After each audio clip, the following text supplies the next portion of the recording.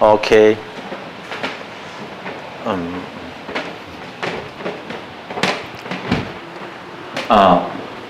드디어 제4편입니다. 하하하. 오늘 그래서 사실은 병원에 가려고 4시 하려고 했는데 내일 수업도 있고 내일 안 한다고 했어서 오늘은 5시까지 수업을 계속 할 겁니다. 아니면 10시까지 할 수도 있고 하여튼 간에 좀 수업을 좀 빵빵하게 해놔야 되겠다 이 생각 드는데, 자 4편 들어갑니다. 행정구제예요. 잘 알다시피 1편은 이제 서론이었고요. 2편은 행정작용이었어요. 행정부가 행정의 목적을 달성하기 위해서 이런저런 작용들을 하게 됩니다. 법률행위도 하고 사시행위도 하는데 그런 것들이 법률의 근거에 의해서 할 때도 있고 또 일정한 법적인 한계에서 규제를 받기도 하는데, 행정부가 대체로는 잘하겠지만 그러나 경우에 따라서는 행정부의 작용 때문에 공익은 도움이 될지 몰라도 개인에게는 침해가 될 때가 있거든요.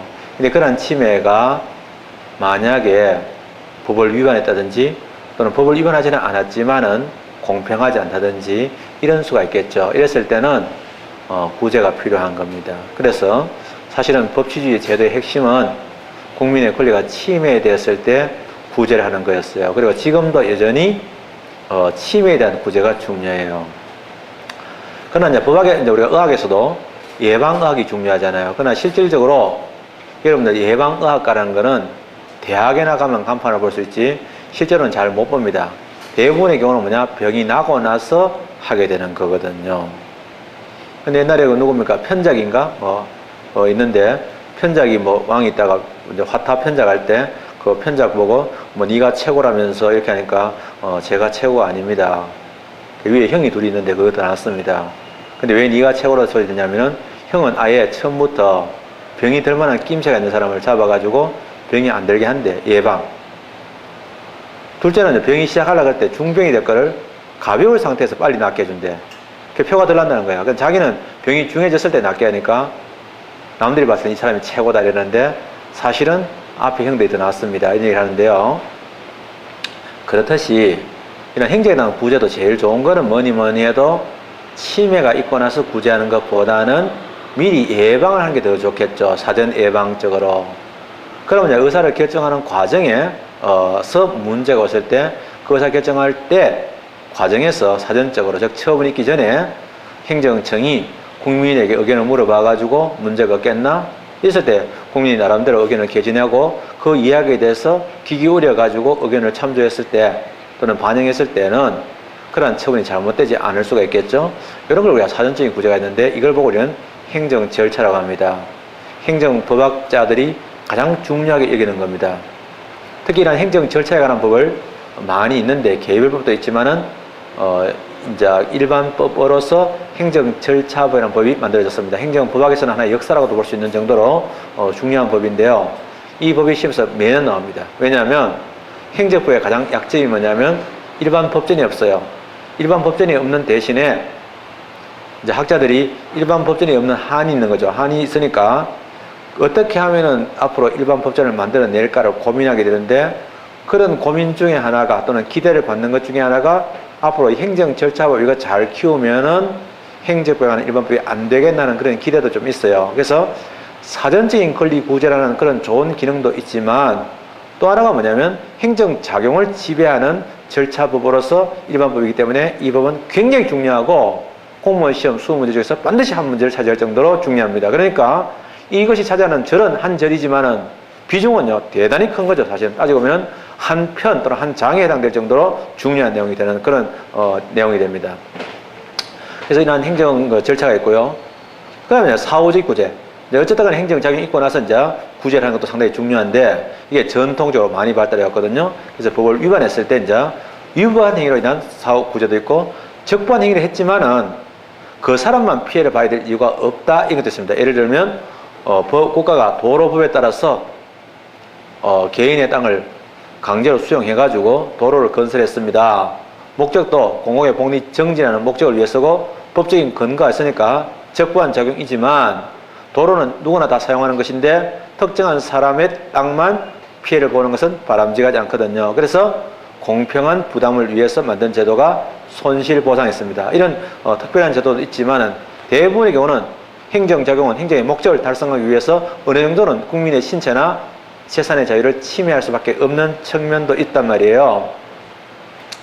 그래서 그런 측면도 있는데 그래서 그런 측면도 있단 말이에요. 그래서 그런 측면에서 봤을 때는 그런 측면이 있었죠. 그래서 그런 측면이 있는데 그런 측면에서 봤을 때는 이제 여전히 뭐 사후적 구제가 차지하는 비중이 아주 큽니다. 그래서 당연하게 이제 적부한 작용으로서 공익을 실현하지만은 하는 과정에서 어느 정도 국민의 기본권의 침해는 감수해야 됩니다. 그런데 법을 위반해 가지고 국민의 기본권이 침해되거나 했다. 이랬을 때는요 구제가 꼭 필요하겠죠. 그래서 실질적으로는 구제제도는 다 여기서 많이 발달하고 있고 실제로 실무적인 비율은 이것이 압도적으로 크다고 볼 수 있겠죠. 이런 것으로서 이제 국가 배상이나 행정 심판, 행정 소송 이런 제도도 있고 또 그것도 부족해 가지고 또 국가는 또 각종 다양한 기타의 제도들 민원 사무 처리에 관한 법률이라든지 또는 국민고충 처리위원회라든지 이런 제도들을 운영하고 있습니다. 그래서 이런 내용들을 하나하나 보도록 하는데 사실은 이제 중요한 기능을 하고 있는데 이명박 정부에 와가지고 완전히 지금 식물인간에 대한 중요한 기능을 했는데 식물인간에 대한 게 국가인권위원회가 있습니다. 근데 행정법 선생들은 웬일인지 국가인권위원회라는 문제를 안 내더라고요. 안 내고 사실 중요한 기능을 하는데 이명박 정부가 작심하고 사실은 거의 마비시키다 한 거 아니에요. 그 인권에서 아무 관계도 없는 한양대학교 뭐에서 이상한 놈을 하나 불러가지고 한 거 아니에요. 그래서 그런 건데 그런 제도들이 있다. 그래서 개설 일반적인 이야기를 잠깐 해보면요. 행정구제라고 할 때 넓은 의미 행정구제, 좁은 의미 행정구제도 있긴 있는데 행정구제에 대해서는요. 넓은 의미는 크게 두 가지로 한번 나눠볼 수 있습니다. 사전적이죠.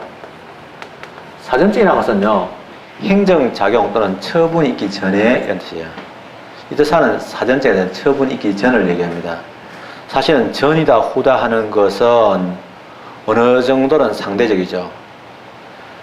그래서 만약에 어떤 징계를 할 때 징계 처분을 하는 당시에 그것도 사전적인데 징계 처분이 있기 전도 그러나 소청도 사실은 소청할 때 소청에 대한 재결이 나오기 전도 사전을 볼 수 있는데 그거는 사실은 처분이 있고 나서기 때문에 사후적으로도 볼 수 있는데요.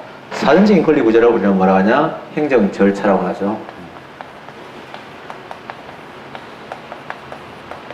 한 번 더 말씀드리면 행정 절차라는 것은 행정하는 의사를 결정하기 전에 국민의 의견, 즉 당사자의 의견을 또는 때로는 일반 국민의 의견을 반영하기도 합니다. 그러나 원칙적으로는 당사자의 의견을 반영하게 되는 이런 구조입니다. 그래서 당사자가 충분히 나와서 의견을 진술할 수 있도록 기회를 주는 거죠.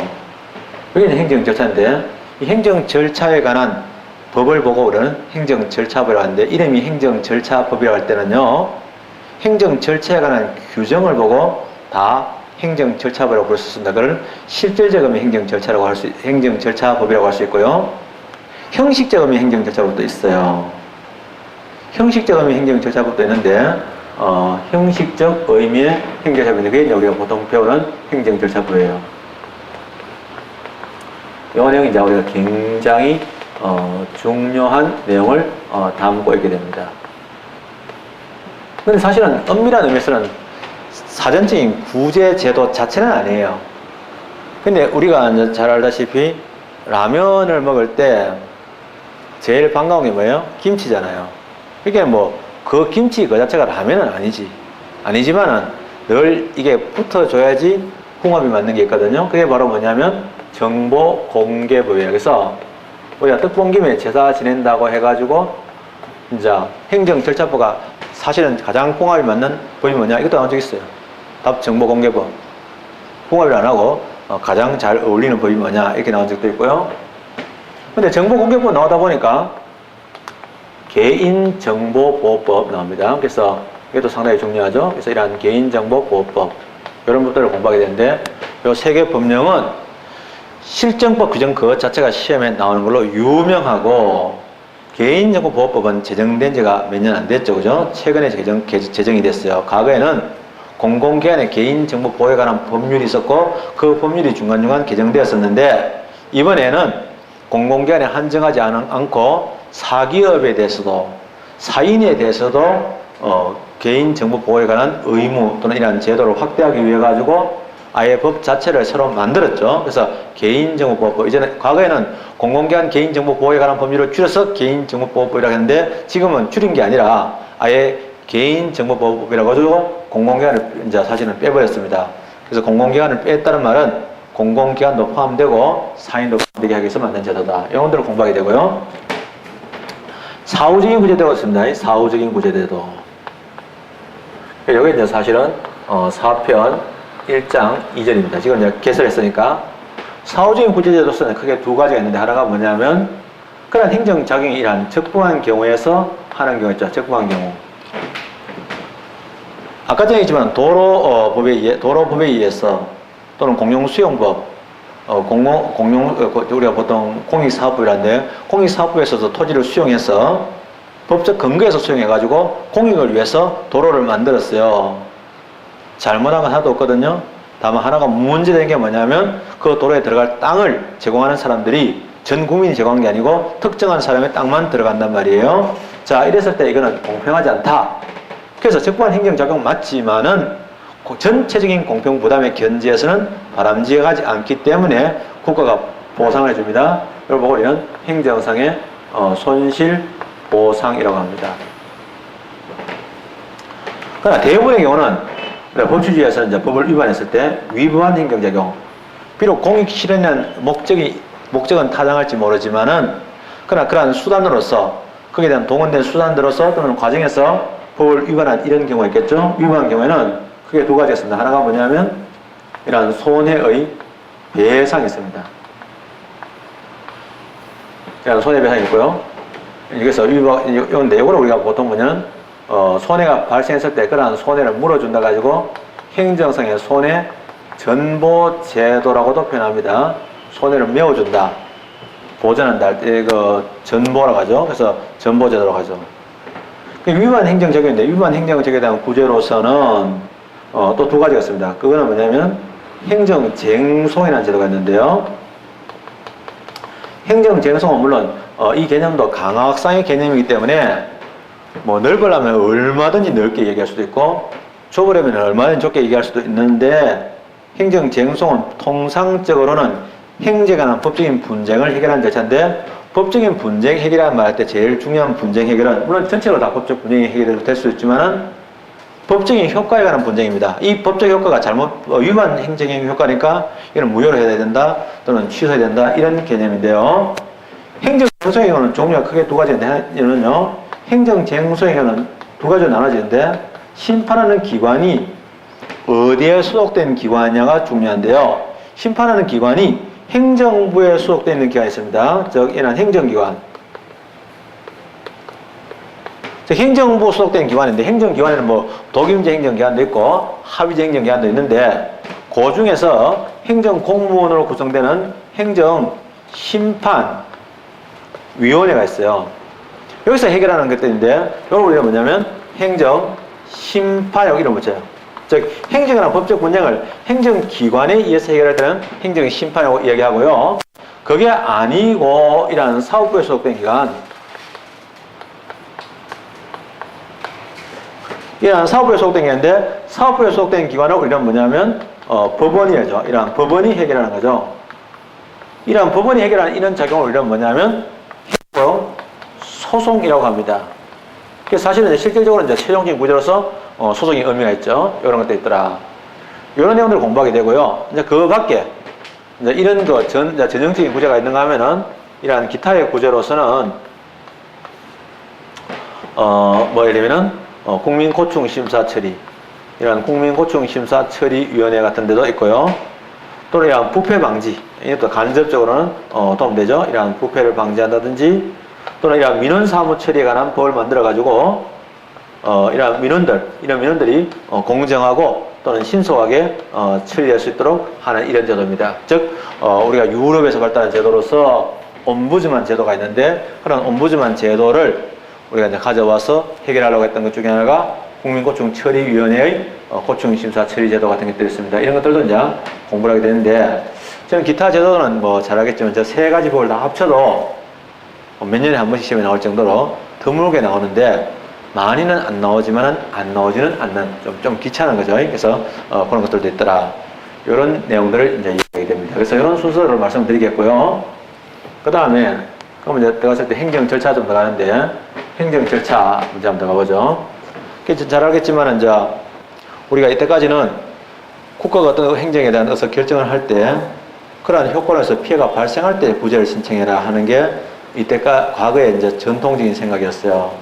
왜냐하면 국가가 아직 침해도 안 했는데 구제를 해달라? 말도 안 되는 소리죠. 그래서 그건 안 되고 국가가 어떤 의사를 결정해가지고 그 의사 결정 내용을 밖으로 표시해서 즉 처분을 통해서 효과가 발생하고 그러한 효과로 인해서 국민의 권리가 침해되거나 또는 의무가 부당하게 부과되었을 때 그때 가서 구제를 신청하라. 그게 정상적인 아닌가 이렇게 생각한 거죠.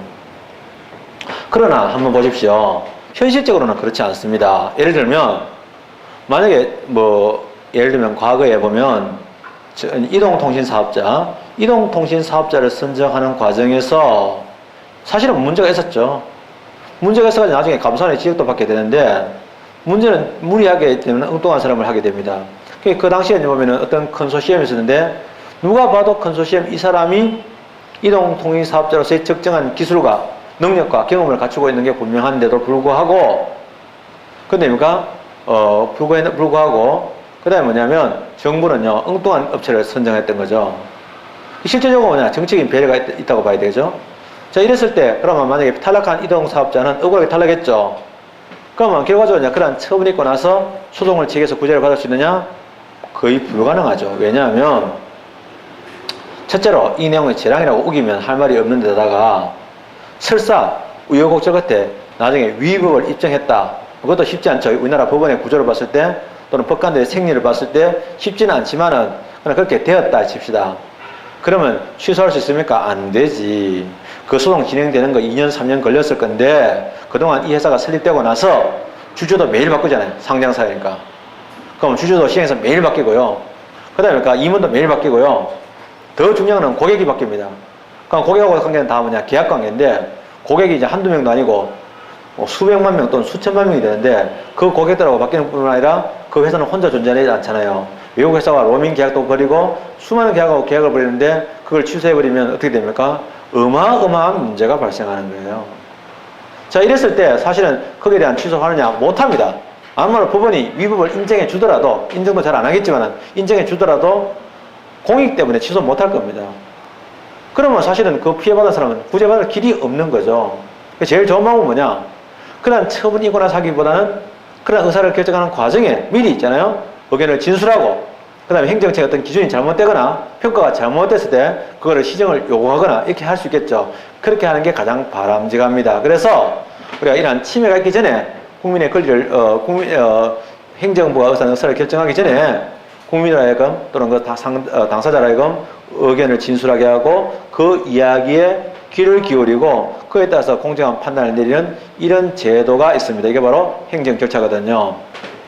그래서 행정 절차가 있는데 이 행정 절차에 대해서 이제 좀 말씀드리면 제가 과거에 어느 지방에서 예를 들면 그 강의를 할 때 그 학원에서 평판이 좋지 않은 학생이 하나 있었어요. 뭐라 할까?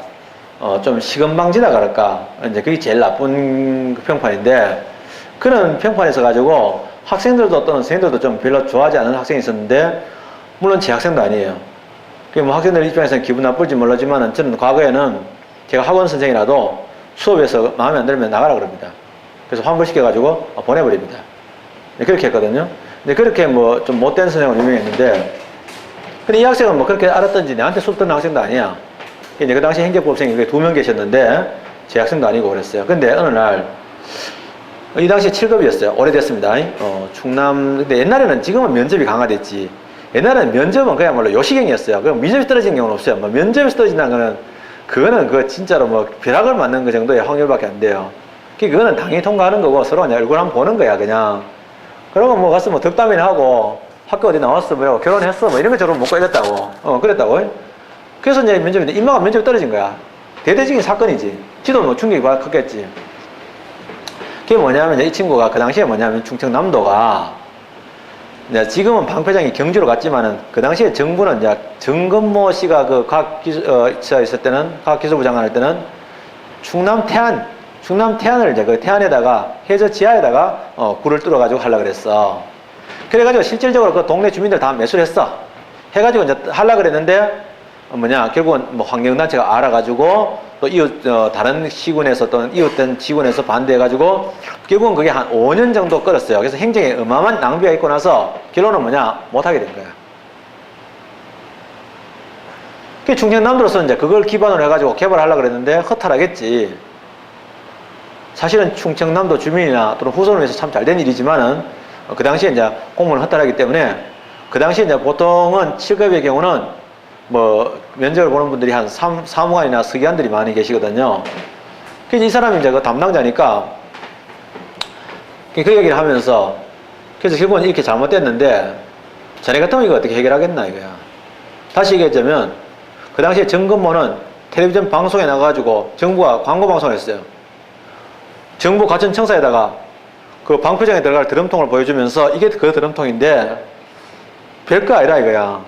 원자로 들어갔을 때 그 헬멧이나 또는 장갑 같은데 그게 묻어 있는데 그게 위험하니까 드럼통에 넣어가지고 콘크리트로 봉하는 거야.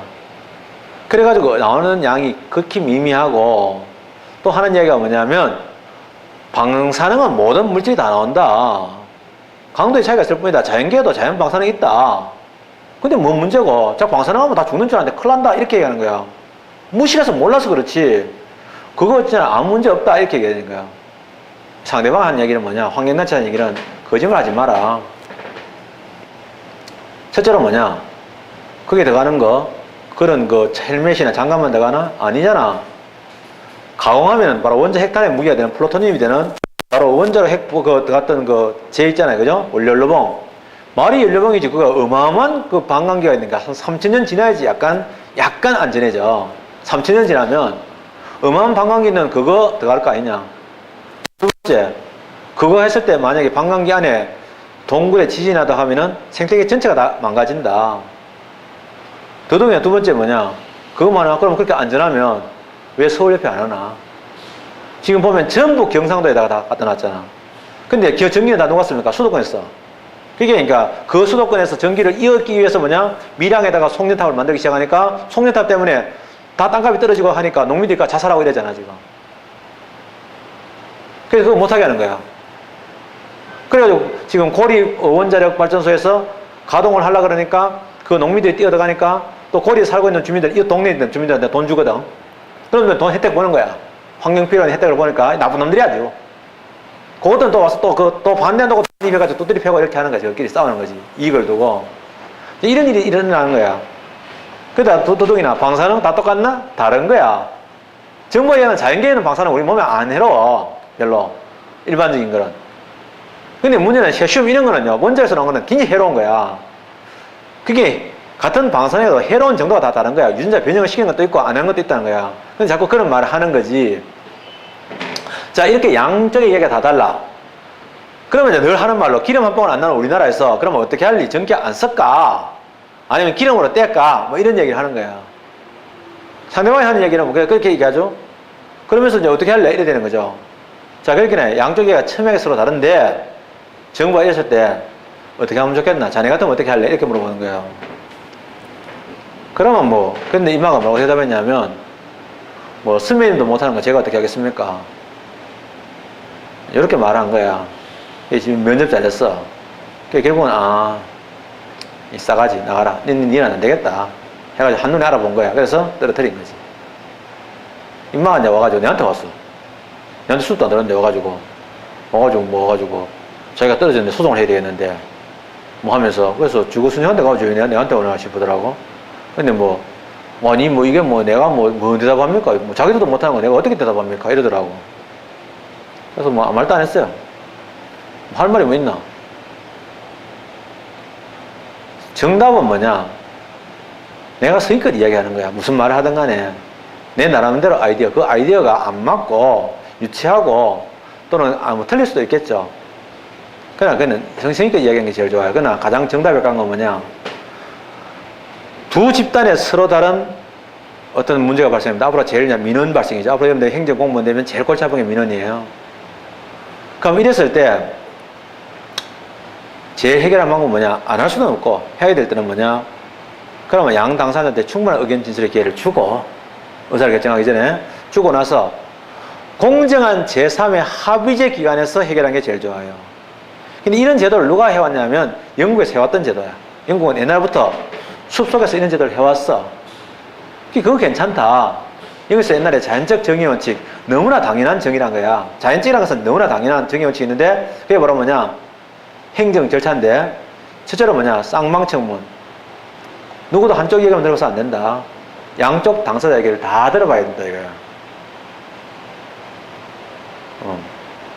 어제는 제가 성남 1화 구단에 들렸어요. 성남 1화는 축구 구단이 있어요. 뭐 기독교 개신교 쪽에서는 막 통일교 막 이래가지고 주일놈 이럽니다. 막 가면은 막 이상한 놈들처럼 생각하는데 제가 봤을 때 이제 어린이들 협조하는 거 때문에 스폰서 때문에 제가 한번 만났는데 굉장히 사람들이 선선해요. 그게 뭐냐? 제가 봤을 때는 뭐 그냥 유대교, 나는 내 입장에서는 유대교, 가톨릭, 그리스 정교, 그 다음에 심지어는 저쪽에 뭐 회교, 모르몬교, 뭐 안식, 7교, 뭐 여호와의 증인, 저는 다 똑같이 보여요. 다만 사회적으로 얼마나 문제를 야기할 수 있는 이런 문제인데 과거에 통일교가 어떤 문제가 있었는지는 모르겠지만은 지금의 경우는 사실은 제가 생각할 때는 순복음교보다 낫지 않을까. 뭐 순복음교 입장은 또 전혀 반대 입장이겠죠. 낫지 않을까. 순복음교회는 요즘 들어서 이제 계속해서 문제를 야기하고 있잖아요. 그래서 교회 돈을 빼돌려 가지고 문제가 되고 뭐 서로 고소 고발하고 이런 데인데 뭐 현재로서는 그런 거는 없는 거 벌로서는 그럴까. 양쪽에 다 들어봐야 돼.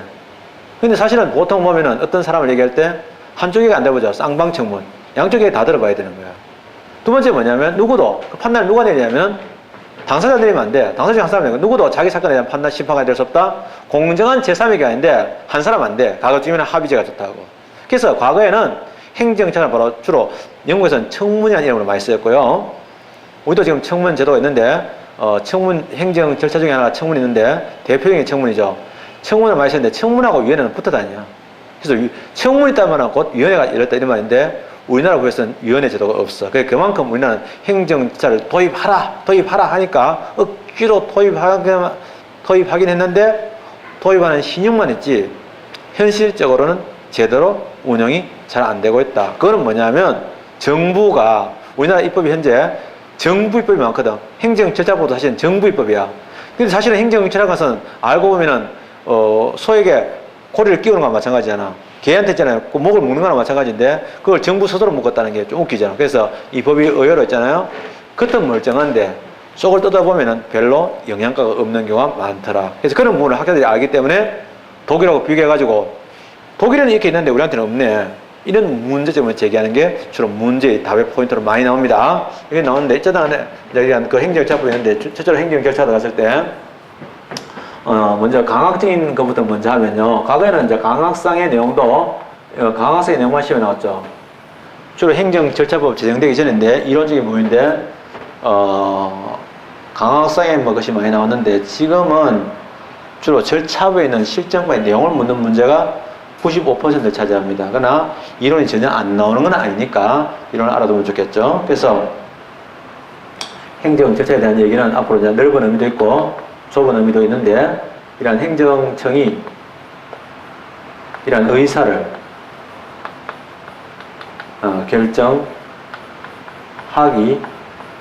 전에죠. 전에입니까? 이러한 당사자죠. 이러한 당사자의 의견이죠. 이러한 당사자의 이러한 의견을 듣고 그것을 이러한 반영하는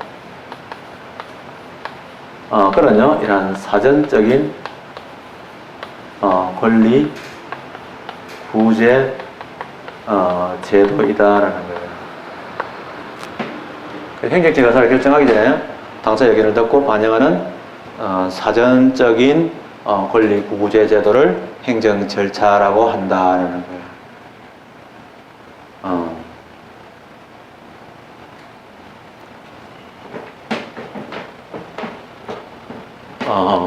그런 부분이 있어요. 그래서 그런 구제 제도가 있다라는 거죠.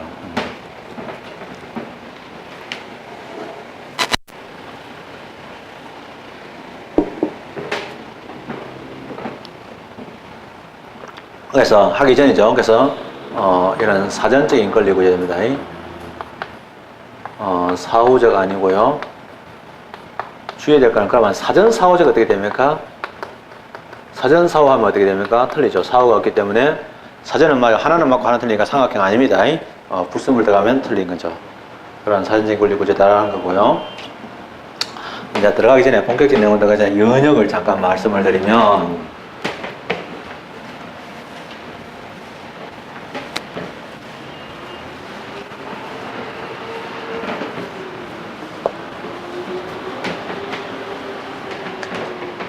우리 학문적으로 이제 행정 절차라고 하는데, 우리나라에서 행정 절차법을 만들기 전에는 이 행정 절차란 말은 별로 안 돌아다녔고요.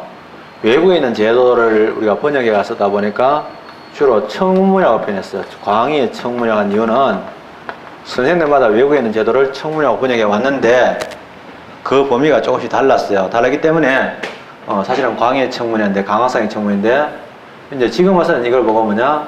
의견 청취 절차라고 표현해요. 왜냐하면 우리가 청문이라는 말은 번역인데 뭘 번역한 거냐면 우리가 뭐 여러분들 요새 히어링 하잖아요. 우리가 뭐 옛날에 히어링이 좋다 했는데 요새는 리스닝이라고 바뀌었죠. 그죠? 이제 잘 알고 있는데 원래 히어링은 청문을 얘기하는 거예요.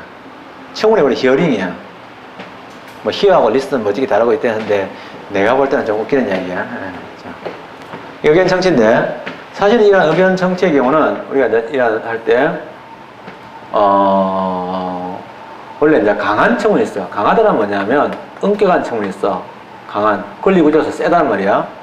그래서 저는 엄격한 이렇게도 얘기하고요. 또는 정식 청문이라고 합니다.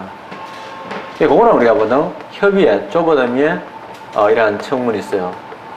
이거는 어떤 뜻이냐면 청문회 열린 거 봤잖아요. 미국의 하원 청문회. 그러면 의견 불러가지고 진술을 받고 양 당사자가 서로 막 대질해가지고 막 주고받고 며칠씩 그렇게 가잖아요.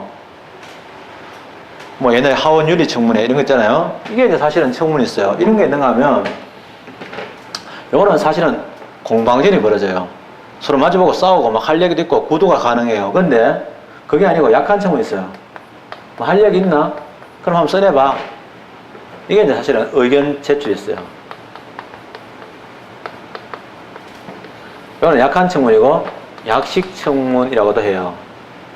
이런 것도 있는데 이런 게 하나 있어요. 근데 사실은 넓은 의미에서 행정 절차가 아닌데 또 들어가는 제도로서 우리나라 추가한 제도가 뭐냐면 우리는 아니에요. 그래서 이것들이 사실은 권리구제 제도고요. 이거 말고 이제 공청이라는 게 있어요. 이게도 사실은 국민의 의견을 수렴한 제도가 맞는데 이런 권리구제 제도는 아니지만 그럼 공청에 관한 법을 따로 만드는 것보다는 이런 제도를 이 법에 같이 아울러서 규정하면 좋았기 때문에 우리나라 행정 절차법은 과거에 좁은 의미에는 청문에 속하지 않는 이 공청회를 집어넣어놨습니다. 나중에 공부하도록 하죠. 자, 이러한 행정 절차라는 것은 이제 그러면 우리가 역사적으로 이게 우리가 받아들였는데 연역적으로 이제 어떻게 되느냐 이게 상당히 중요한데 그 연역을 잠깐 살펴보면 원래 오리지널 이것도 봐야 되죠. 연역입니다. 이 제도가 발달해온 연역인데 연역을 보면은 물론 뭐 영국이 종주국에 있어서 영국에서 이제 발달한 겁니다. 그래서 영국에서 발달한 제도가 자연적 정의의 원칙이 있어요. 그래서 Principle of Natural Justice 해가지고 자연적 정의의 원칙이 있어요.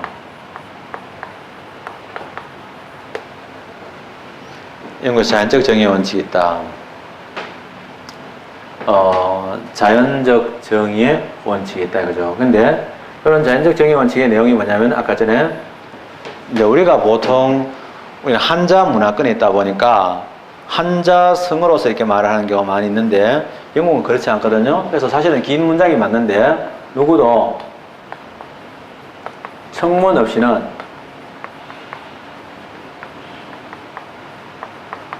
비난당하지 않는다.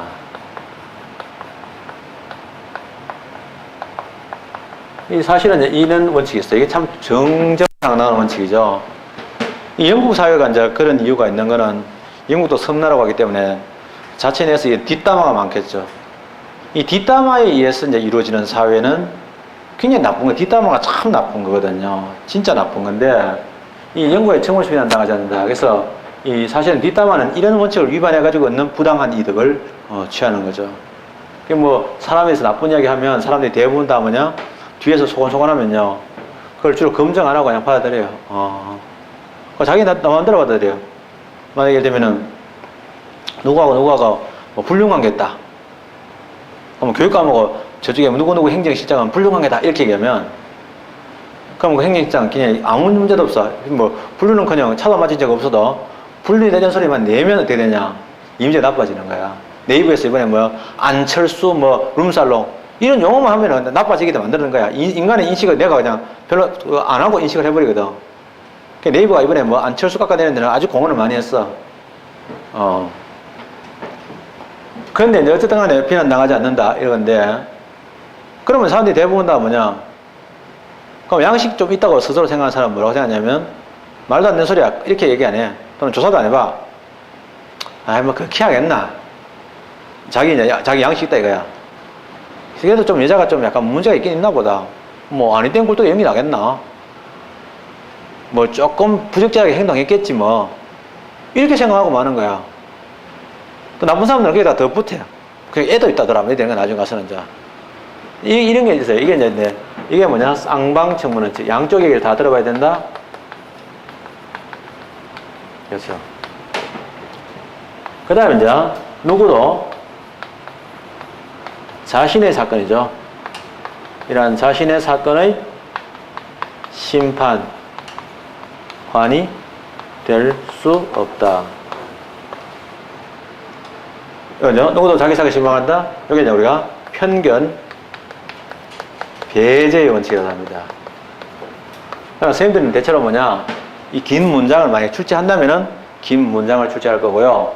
자연적 정의 원칙과 관련 기평이 뭐냐? 뭐 행정 절차 이런 것도 나올 정도는 됩니다. 근데 이 연역이 두 번째가 뭐냐? 실정법으로서 이름이 이제 행정 절차법 이런 것이 이제 만들어지게 됩니다. 근데 이제 만들어질 때 최초가 어디냐 이게 중요한데 독일도 아니고 영국도 아니고 미국도 아닙니다. 그럼 어느 나라냐? 19세기 후반에서 20세기 초반, 아주 극초반에 19세기 후반이죠. 최고의 문명을 누린 데가 어디냐? 근대 초기에서 어디입니까? 빈이죠, 빈.